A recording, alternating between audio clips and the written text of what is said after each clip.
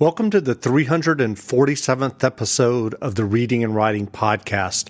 Stay tuned for my interview with Krishan Trotman, Executive Editor at Hachette Books. Stay tuned for the interview.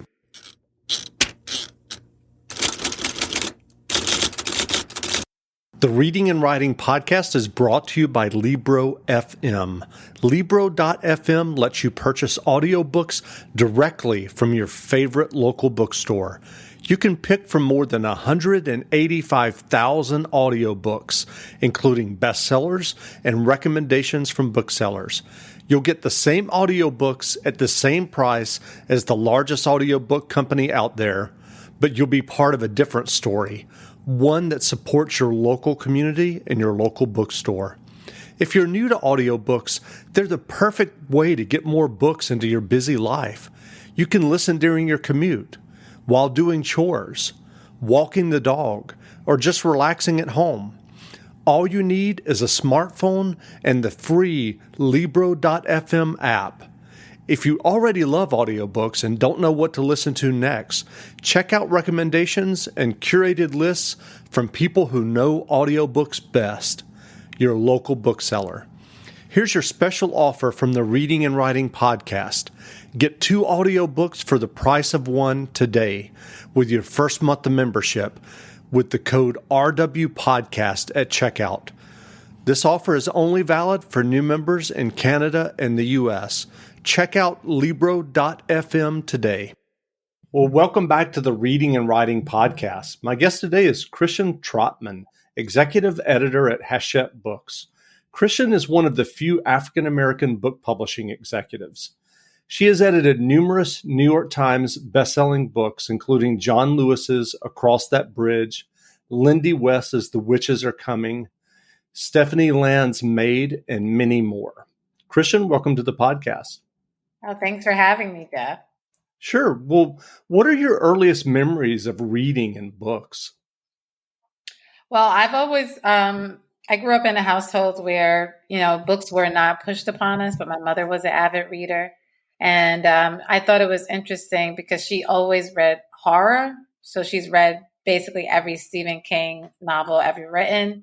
And she used to read them to us. And I grew up with a extremely fearful mindset around horror or anything scary because she was reading to me as a child. But I did love spending time with my mom and books and reading everything that she wanted to read. That's great. Well, how did you first become interested in working in book publishing? And I'm curious, what were some of the first jobs that you had in the industry? Well, I became interested because, like most English majors, I did not know what I wanted to do, but I loved reading and writing. There were options, put out there about law school. I didn't really think that was me because I knew that I wanted to be in a creative job sort of career. And they had a publishing program at the school I was at. So I signed up for that, as an extra, the backup plan because they guaranteed an internship. So I just thought that was a good idea since as an English major and I didn't know which field I wanted to go in, I would do this program and at least get an internship in publishing. And during the program, we had different classes on contracts and editorial, and I still wasn't really excited about it until I met one of the editors. Her name was Malaika Adero. She was a Black editor, and she came into one of our classes and talked to us about all the great books that she was doing. I had never heard of any of her authors because as an English major, I was really consumed with reading classics. And I just, I didn't really know a lot about contemporary books. At the time, there was not you would really have to know which book you wanted to buy. And as a broke college student, I was just concentrated on paperbacks and classics. But I loved the books that she was working on and the ideas behind them. And I just requested to have an internship with her. And when my internship was over, her assistant left and I came in to be her assistant and it took off from there. So publishing is a very subjective business. What sparks your interest in a project? My interest is really seeped into the writing since a lot of the books that I publish are narrative nonfiction. So I value the way that nonfiction writers can tell a story that's not fictional, but still engage you, and it could still be a page turner. We find a lot of that now with true crime and certain categories in the nonfiction space that are doing even better. So I I really concentrate on how the writer, usually I work with a lot of journalists, how they tell their story, or if they're an expert in the field, how are they able to communicate where the reader is not only going to understand, but also just be fully engaged and have a sense of connection with the subject that they're writing about. So I publish books that range from science to politics. And usually that's what they all have in common. I work with people who are really engaging in discussing these subjects in a fresh way, and that can be accessible to any reader, no matter what level of knowledge you have about science or politics. You can still engage into this, be engaged by the subject and read it. So, have there ever been books that you were passionate about, but you couldn't get other editors excited about it as much as you were? That's some editors' experiences. It's not really one of my big experiences. I really, I think, once you're respected and selective, then people know that maybe you have a vision that they may not see right away, but they have your colleagues have, we have confidence in each other, and in our experience that, we can still be supportive, even though we may not fully understand what the editor's vision is. And I think that I've worked with publishers and editors who, trust me and I trust them. And that's always a good team to be on. So I haven't had to fight for my books to be published. It's usually if I think, I can, as long as I can communicate what the book idea is, if it needs work, if the proposal needs work, I can communicate what changes I would make and and how I would help the author improve the work, then people usually get it, and I can move forward with acquiring the books. Well, I know that you've recently written 4 new books that you co-authored with Brenda Jones, Queens of the Resistance. These books are profiles of 4 female politicians: Elizabeth Warren, Alexandria Ocasio-Cortez, Nancy Pelosi, and Maxine Waters. Can you tell us how the Queens of the Resistance books came about? I worked with Brenda on this book, Across the Bridge by John Lewis, and I just absolutely love that book. She was his communications director, so she has helped him write most of his books and his speeches. And she was really great to work with, so we just developed a connection. And she was someone that I could talk to about politics that had a way of talking to me about it that felt just very accessible. And I enjoyed talking to her about politics. Even though we were going through what we deemed as a dark time under the Trump administration. But when I talked to her, I felt empowered as a citizen and a voter. And it just came about that I wanted I wanted readers. I wanted to give that discussion about politics to readers, because I think a lot of the books we do publish are, they're bashing, certain politicians or certain administrations. And they're just they don't really celebrate democracy. And I just wanted a book that could celebrate democracy and also make it accessible to voters to know what their powers are, and people that can be motivated to become leaders in the field. To give them sort of knowledge about the backgrounds of some people like Elizabeth Warren and Maxine Waters, who we see as great and successful leaders, but we don't really think of in terms of where they've come from. We think that they were born these leaders, and they weren't. And we created the Queens of the Resistance series to inspire other change makers, and with the stories of these 4 congresswomen. And do you think you'll do more in the series? I'd love to do more.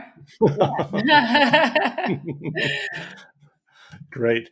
Well, with the recent murder of George Floyd and the subsequent global protests, the U.S. is once again having a national conversation about race and racial equity. As an African American publishing executive, what are your thoughts about book publishing specifically and how book publishing can reflect the racial and cultural diversity of American readers? Yes, I think that this has been a huge wake up call to the publishing industry.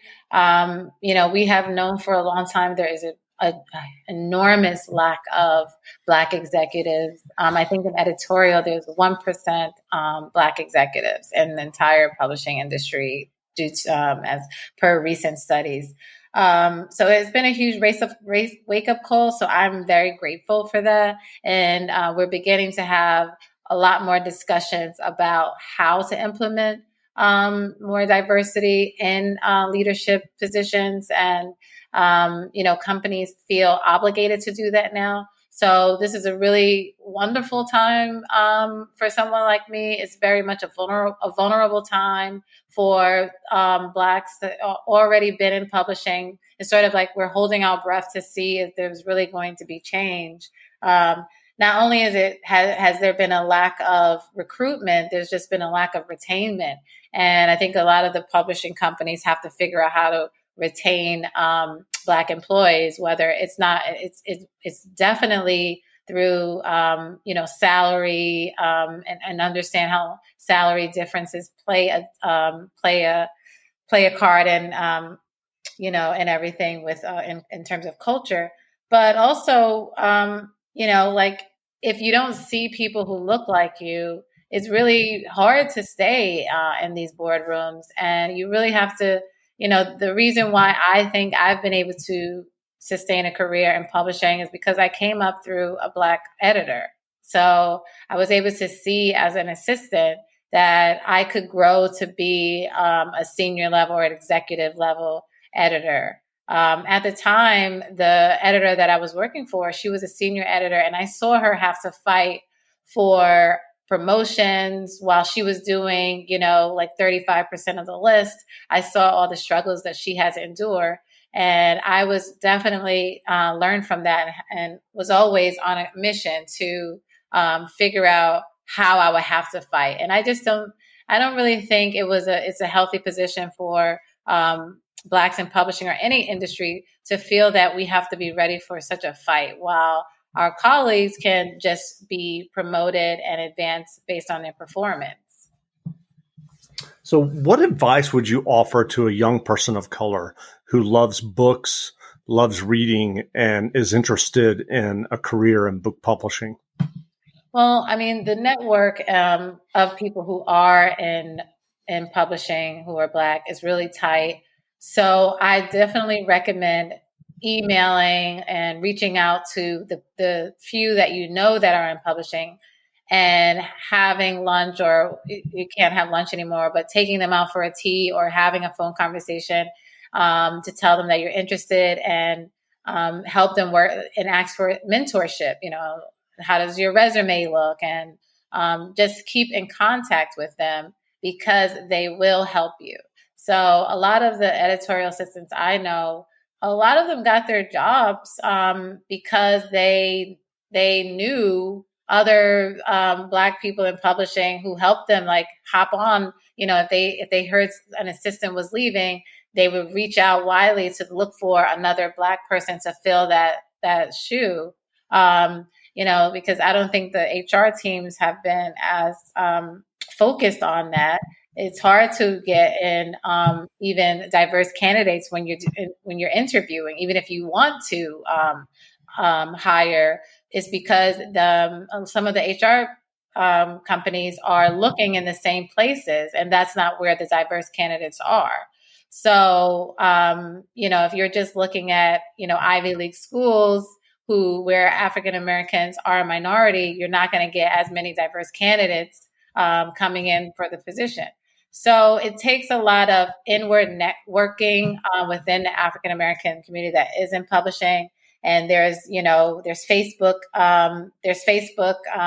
groups like the POC Facebook group and others, where a lot of real work is being done to make sure that we're all communicating about new jobs and positions. So I would try to, ask the people that like what groups are you involved in, even book clubs, or, you could also do things like become a part of the online community as a bookstagrammer, to build your experience and to show people how important book publishing is to you.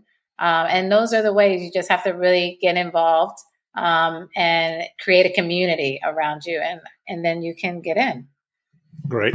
Do you know of any discussions? Obviously after the pandemic, of possibly doing book publishing seminars or lectures at any of the historical Black colleges? No, I don't. I don't know actually, but I'm sure there's a lot going on online right now. Mm-hmm. I think like virtual talks with authors and and certain Black organizations. Right. So I mean, yeah, definitely tap into that. Gotcha. So how is book publishing operating without lunches? Uh, I think it's okay. I think it's like, I mean, the lunches are always really interesting. When you're not in book publishing and you're looking from the outside out, it's like, why do you guys have to have lunch? But it really, and it seems so like old school, but I really think that lunches, I mean, that's where I developed the strongest relationships and the best ideas with agents. It's really just about spending time and getting to know the people that you're working with in terms of the agents and authors. A lot of brainstorming happens at those lunches, and you would be surprised about the number of work that is actually being done at those lunches in an enjoyable way. So I think we've been fine though. Like people are doing virtual teas, and it's not quite the same because I think it's hard to sit in front of your computer and feel relaxed for a long period of time. So they're basically cut down from like 2-hour lunches or hour and a half lunches to like 1 hour on a Zoom call. But we're fine. I think most of all, I just think people are maybe feeling healthier, like an editorial. We actually do have space right now to sort of unplug and edit and really connect with our manuscripts and our authors in a different way. I just did a Zoom with one of my authors for the first time, and I was like, this is really great. Because usually if I was at the office, I speak to my authors on the phone. But to be able to talk just casually about where he's at in his manuscript, it just felt so much, it just was a greater experience for us both. And we just really had a great talk and a good vibe. And so I think, all of this is teaching us new ways of communication. And some of it is not bad. Some of it is really good and positive. Great. Well, if someone listening isn't familiar with exactly how book publishing works, can you describe a little bit of your day-to-day responsibilities and how you work to acquire a new book and go through the publication process? Yeah. So the way it works is, the agents and editors are working together to make deals. And it's sort of like the lunches are like the dating process where, you go to lunch and there's some agents that you really connect with and you find out that you both have the same tastes and the same interests and the books that you want to do. And they start sending you submissions. And once you like it, you take it to the editorial team and discuss it with the other editors and the publisher. Every publishing house has it organized different, but that's pretty much standard.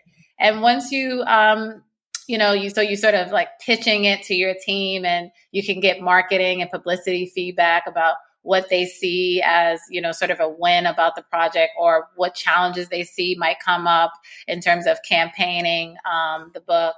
Or even, they are also reading the proposals that the agent has put together that describes what the book is about. And sometimes you will get editors who see challenges in the proposal and what the idea is, and you guys can sort of talk through the editorial, have an initial editorial discussion about it. And that really guides the editor's decision about whether they want to move forward with it or not. And if they do, they prepare a deal, they work with their publisher and a business manager to prepare an offer based on, P&Ls, profit and loss statements, what value they think the book has based on the marketplace, like how well other books are selling that are similar to that. And I know authors don't really like to hear that their books are similar to others, but it really is good if if you can say, oh, my book is like made, but this is the difference, or this is why it's better, or something, because it allows us to have a model of success for how we would do your book differently or not. And so once we have all of the financials together, we make an offer to the agent, and the agent discusses the offer with the author. And sometimes the agent may have multiple editors interested, because usually when they send out a proposal, unless it's exclusive, they send it out to multiple editors at once. And you could have like 5 or 12 editors interested, and then you have an auction going, and they have to bid to get your book. And, it's a financial auction. So they're bidding for your book, and whoever wins, then that's who you have to deal with, whoever you decide that you want to go with. So yeah, that's basically how it works. And then you have your editor and your publishing team, and everyone's really happy. I think that agents are not given enough. A lot of times agents are sort of put into a stereotype of like what we think of agents like mean or just about the money. But in writing the Queens of the Resistance series, I just got a really great understanding of agenting in a way that I never had before. Agents are extremely valuable, and it's extremely valuable that you get an agent that you are comfortable with, that you really feel like can represent you in good times and in challenging times.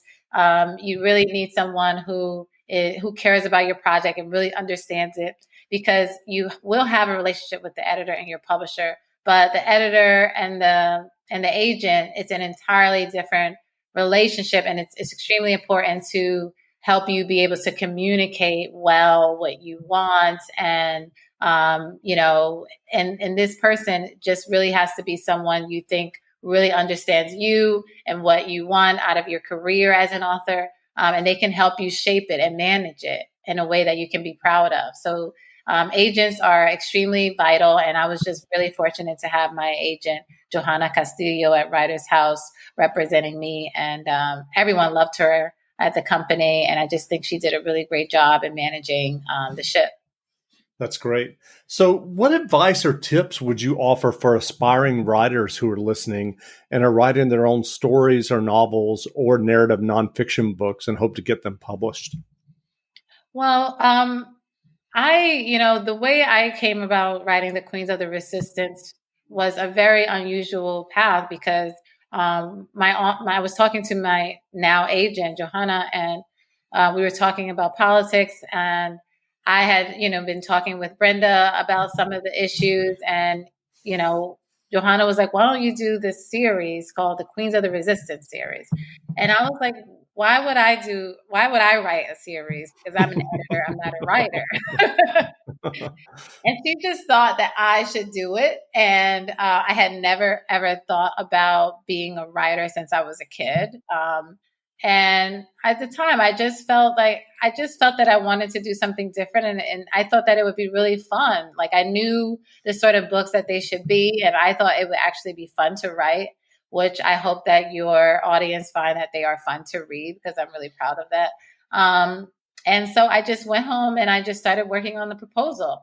And then, then she loved the proposal, which was very shocking to me.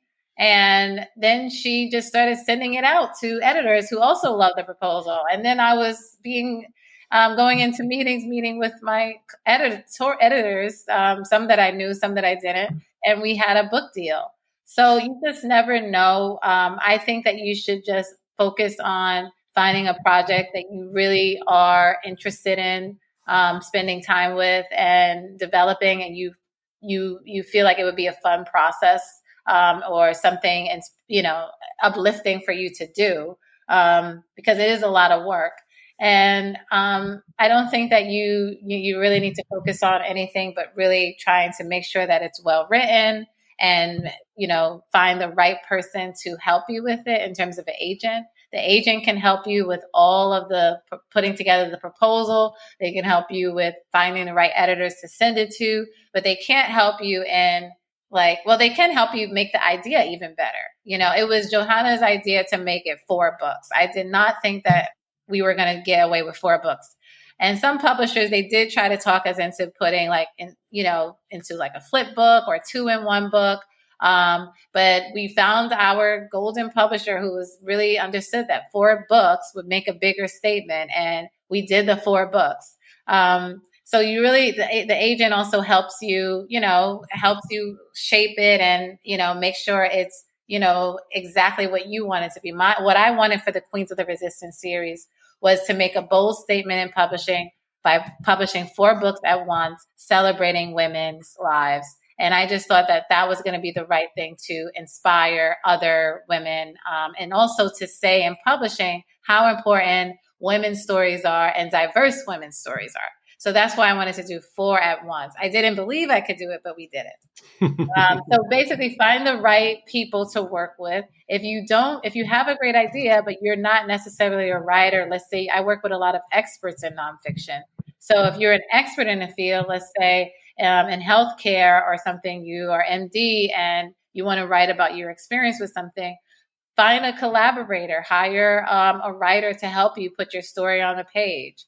I just think find the right people to help you with your weaknesses, and you're going to be able to create a great project. That's great. So outside of your own, the Queens of the Resistance books, which we've talked about, what books are you publishing in the next 3 to 6 months that you're excited about and would like for people to look out for and read? Oh, I'm really excited about the books that we have coming up. The first book that comes to mind is titled The End of White Politics, How to Heal the Liberal Divide by Zerlina Maxwell.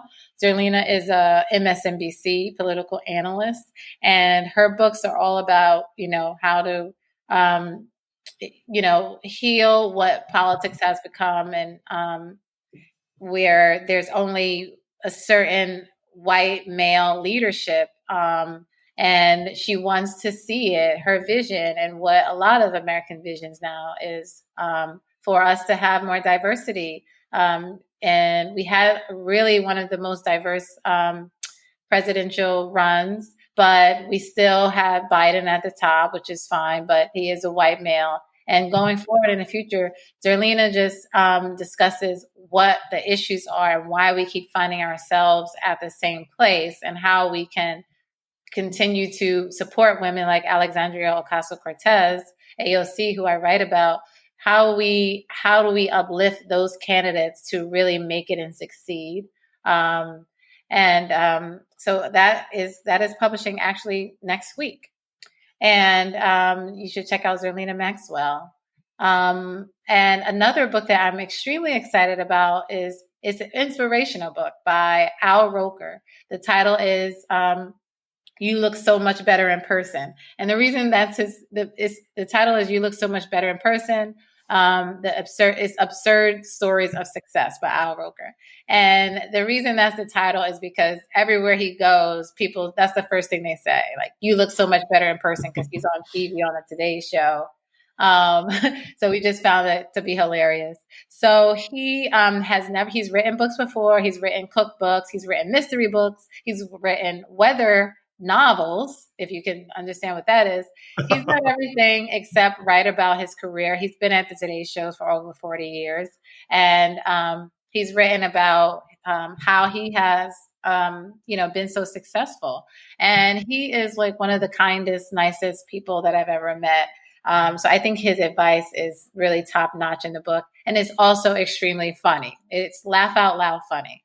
So that is a good present, and it's also just a good read if you want inspiration to get to your next level. Al Roker's advice is really, really fun. So those are a couple. Great. We'll look out for those. So again, we've been speaking with Krishan Trotman, executive editor at Hachette Books. Krishan's The Queens of the Resistance books, as we've discussed, are available now. So go buy a copy. And Krishan, thanks for doing this interview. Thank you so much, Jeff, for having me. It was so much fun talking to you. Great.